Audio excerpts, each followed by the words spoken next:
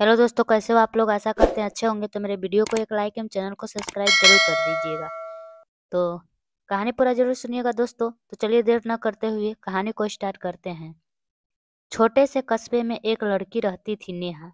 वह पढ़ी लिखी, समझदार और नौकरी पेशा लड़की थी।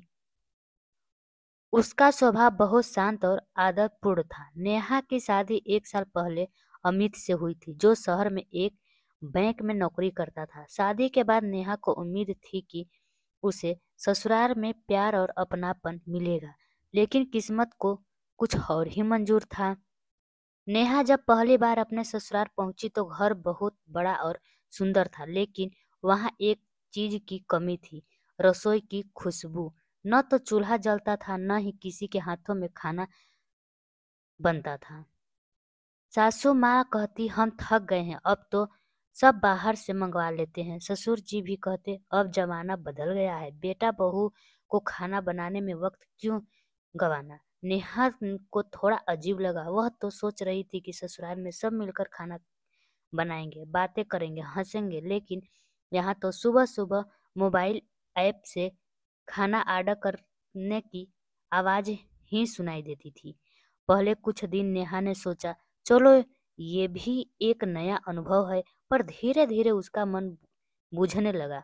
उसे अपनी माँ की रसोई याद आने लगी, जहाँ सुबह रोटी की खुशबू पूरे घर में फैल जाती थी, जहाँ माँ चाय के साथ पकौड़े बनाकर सबको बुलाती थी। एक दिन नेहा ने हिम्मत जुटाई और कहा, माँ जी, आज मैं सबके लिए खाना बनाना चाहती हूँ। सासू माँ मुस्कुरा दी, पर हल्की सी व्यंग भरी हंसी के साथ बोली, बहू, हमें बाहर का खाना अच्छा लगता है, तुम खुद को परेशान मत करो। लेकिन नेहा का दिल नहीं माना।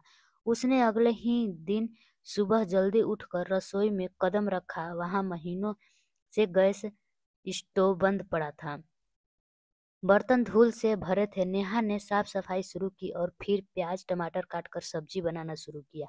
धीरे धीरे घर में खुशबू फैलने लगी।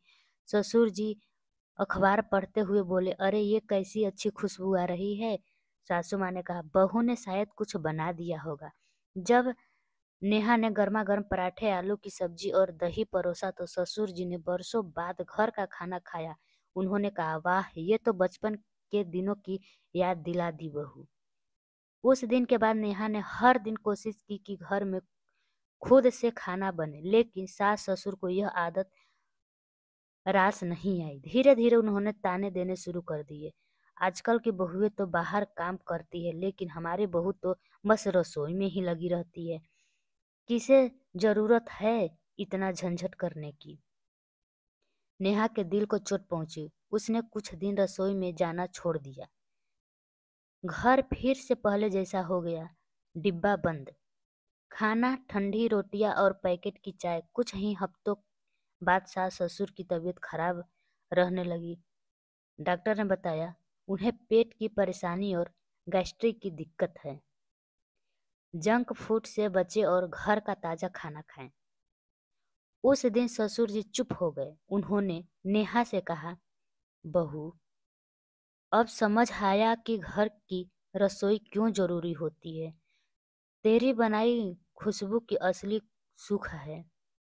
नेहा मुस्कुराई, लेकिन बोली नहीं। अगले दिन उसने फिर से गैस जलाई, पर इस बार सासू माँ भी उसके साथ थी। उन्होंने कहा, बहू, आज आलू मटर मैं बनाऊंगी, तू रोटी बेल लेना।